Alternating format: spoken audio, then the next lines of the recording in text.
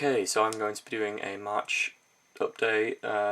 It's including things that I've just watched randomly throughout the month also, so not everything is what I've bought in this video. But yeah, I'm going to be starting off with the things that I've seen, because the majority of the stuff in this video I haven't actually seen. So Boris Karloff in The Mummy. This is something that I've been wanting to purchase for a while, and it was overpriced everywhere, and I just finally decided to check if eBay had any of these going for cheap, so I managed to bag this one up for £1.99, which isn't bad considering it was new sealed. And yeah, I'm definitely a fan of the artwork, and this film is pretty good. It's very slow, but it's pretty good. The next one I purchased is Life's Too Short. I got this from HMV. This was surprisingly very expensive online, and I didn't actually want to pay that much for it because I remember seeing it on TV and remember it not being that very good. However, it does have its comical moments with these three, which is the main reason why I purchased it anyway, for Les, Keith, Chegwin and Barry. But yeah, this is indeed the final of the Life's Too Short. It ended on a very sad note because it wasn't very good. The next thing that I purchased is Under the Skin with Scarlett Johansson. I didn't actually enjoy this film. The whole thing just seemed like a social experiment in regards to the whole Scarlett Johansson pulling over strangers in Scotland and asking them random questions. But aside from that, I did like the artistic qualities of the film. It seemed like a very stylistic film up until the parts where she just randomly asked strangers questions, and it's actually a known fact that they did that on purpose so that they could get the natural reactions from the people who she asks the questions to and use it for their advantage in the film.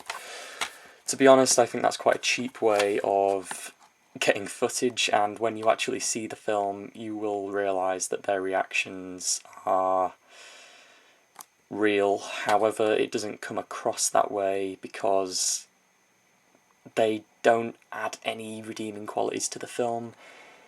I hope you know what I'm talking about if you've actually seen the film. However, the only good part was Scarlett Johansson's very sexy scenes. You'll know what I mean if you've seen it. The next thing is Sin City 2. I've been wanting to check this out for quite a while now. It is based on the Frank Miller graphic novels and directed by both Frank Miller and Robert Rodriguez. Love everything Robert Rodriguez does. This I actually enjoyed more than the first. It's a very, very good film, and I would definitely recommend this one. However, I did not like the original. Joseph Gordon-Levitt's character was my favourite by far, and yeah, I just love everything Robert Rodriguez does, so I had to pick this up. Next one is If, starring Malcolm McDowell. A very, very good Malcolm McDowell film, directed by Lindsay Anderson, who also directed Oh Lucky Man and Britannia Hospital. But yeah, very, very underrated Malcolm McDowell film. It is his first film, and I would definitely recommend it to anybody who is a fan of him as an actor. Next is a Blu-ray from Arrow Video, and it is Cato Nine Tails. This one actually bored me. It is the sequel to Bird of the Crystal Plumage, and I actually prefer Bird of the Crystal Plumage, so yeah, a lot of people prefer this one. There is a third in the trilogy called Four Flies on Grey Velvet, I believe, and that looks very dull also. I've heard not very good things about that one too, so I don't know, I might just check it out and see for myself. The next one hasn't even been opened, Cliffhanger by Stallone. Haven't seen it. One thing that's interesting about this is it's actually, the DVD, especially the spine, is very similar to the Rambo DVDs. So I don't know if they were released in a box set, but it's very similar in terms of artwork. Next one is one that I have been wanting to watch for quite a while, and that is Serpico. I think that's how you pronounce it, I'm not quite sure. Al Pacino, brilliant actor, and yeah, I just really want to check this out. Haven't seen it yet, so yeah, can't wait to watch that one. The next one is Enemy, starring Jake Gyllenhaal. It's by the same director of Prisoners, which I actually did not enjoy. But yeah, can't wait to watch this one. It's considerably short though, it's 86 minutes. It's also based on a book called The Double, which sounds very interesting. But I hope I enjoy this one. Next is a film that I purchased because it actually, from the front cover, reminds me of a Troma film. I don't know, it's just got that type of artwork.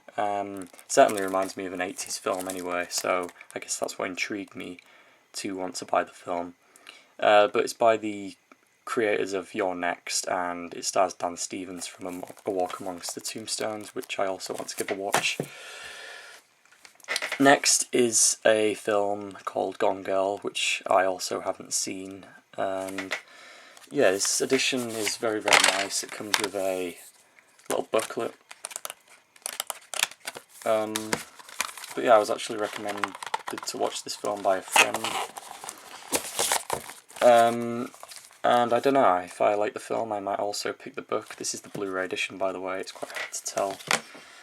The next film is another film I haven't checked out, and that is Mr. Turner. Timothy Spall. And yeah, I actually know nothing about this film. I know it's based on a artist, and that's all I can tell you about that. Please comment down below if you've seen it. Next one is A Bay of Blood. I basically purchased this because I'm a big fan of Lamberto Bava, or is this Mario Bava actually? Yes, yes it is Mario Bava. I'm a big fan of him anyway, but yeah, this is the film that supposedly started all of the camp slasher films, and I don't say camp as in cheesy, I mean camp as in, well, a camp. I can't really explain it. Basically, the Friday the 13th style camp setting. This film is meant to have started all of that craze, and I'm a very big fan of the slasher camp setting, so I can't wait to check this one out. Next are two films that I just watched because I wanted to reminisce about how good they are, and that is Batman 1989. Definitely my favourite Batman film. I have contemplated this for a very long time, and it just always ties down to this one. This is the film that I want to watch every time I'm in the mood to watch a Batman film, and it's just so fun and enjoyable and very nostalgic. Michael Keaton plays the best Batman, and Jack Nicholson plays the best Joker in my opinion, and it's definitely one that I will keep returning to. Next is Dracula 1931. I actually rewatched this one because I wanted to, well, I hadn't actually seen the film in quite a while, so I thought I'd check it out. Also, on my first watch I didn't actually read the novel by Bram Stoker, but having read the book now in this very nice Barnes & Noble edition, the film mixes up all of the characters, which is quite annoying, because I read the book and now I'm familiar with the story and everything. It just didn't seem right that Renfield went to Dracula's castle and instead of Jonathan Harker, and the fact that he preys upon Mina Harker instead of Lucy Westenra. It just didn't seem right to me, but that's only because I prefer the story of the novel. However, Bela Lugosi plays a terrific Dracula, and yeah, I still enjoy it. The next few films I'm going to show are nothing special, and I haven't seen all of them. The first one being Cat People, which I only purchased because of Malcolm McDowell, and I still haven't checked it out, so please let me know about that one. And another Malcolm McDowell film called Aces High, which seems very interesting. As you may know, I'm a very big fan of Malcolm McDowell, and I will watch anything that he has performed in. I'm more of a fan of the younger Malcolm McDowell because I think the older Malcolm McDowell just tends to star in trashy B-movies and Halloween remakes.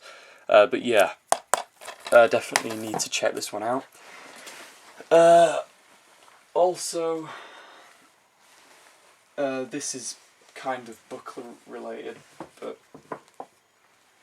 yeah. I have recently read Pet Sematary by Stephen King. A very terrific novel, and I would definitely recommend it if you are a Stephen King fan. It was way better than the film, in my opinion. It has a whole different story of the Wendigo, which intrigued me very much, which they actually didn't include in the film. And overall, it's just, as you'd expect, way more detailed. So, that's that. I also picked up The Rise of the Governor, which the Governor is my favourite character of the Walking Dead series. I believe there's 4 books in this series which focus on the Governor, which I am more than hyped to check out because the Governor is one of the most interesting characters that has come out of The Walking Dead. And yeah, I definitely can't wait to check that one out. Next is, in terms of book related, A Darker Shade of Magic. This is basically about a magician that can travel through alternate Londons, and it sounds amazing. I definitely cannot wait to check this, read this book. But yeah, it's by V.E. Schwab, who also wrote Vicious, which is another novel that book that I would more than happy to check out. And finally, I have Bram Stoker's Dracula, which is in this beautiful, beautiful Barnes & Noble edition, very gothic, and it also includes 2 of his other novels, The Lair of the White Worm and The Jewel of 7 Stars, and it also includes various other short stories by Bram Stoker, including Dracula's Guest, which I will be more than happy to check out. So yeah, I've pretty much read Dracula now, and I've pretty much started Rise of the Governor.